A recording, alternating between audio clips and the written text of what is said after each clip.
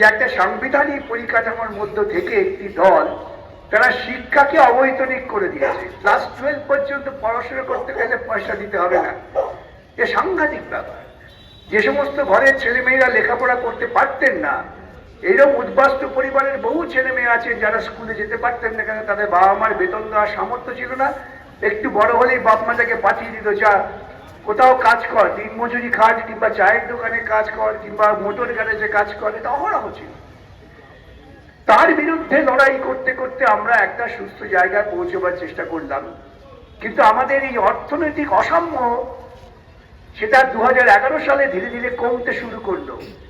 পশ্চিমবঙ্গে আমরা জমি দখল করে গরিব যারা চাষ করেন তাদের জমি দিলাম। এতে যারা জমির ভগবান ছিল তারা দেখলো মহা বিপদে, তো আমাদের জমি সব চলে যাবে।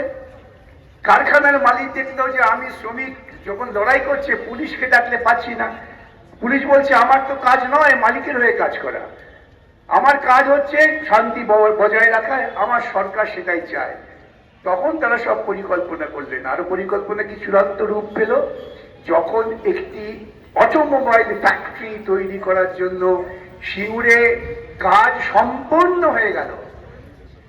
সেই পূর্ণ রূপ পাওয়া একটি মোটর গাড়ি কারখানা, যা পশ্চিমবঙ্গের ভবিষ্যৎ পাল্টে দিতে পারত। কোন দিকে পাল্টাতো না, শ্রমিক শ্রেণী সংগঠিত আন্দোলন করার মতো ক্ষেত্র খুঁজে পেত। তাই মমতাকে বাঁচাবার জন্য তখন, বা মমতাকে তৈরি করে কমিউনিস্টদের বিপদগামী করবার জন্য এই সিঙ্গুরের কারখানাটা পাঠিয়ে দেওয়া হলো গুজরাটে। সেদিন থেকে ওদের প্রেম, সেই প্রেম আজকে আরো নিবিড়। স্বামী স্ত্রী যেমন ঝগড়া করে কিন্তু প্রেম থাকে, তৃণমূল বিজেপি ঝগড়াটা ওই রকম। তাই দেখবেন সকালে যে তৃণমূল সে বিকেলে বিজেপি হয়ে যায়।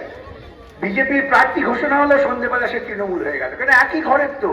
এই দরজা দিয়ে ওদিকে যাবো, এই দরজা দিয়ে এদিকে আসবো। এই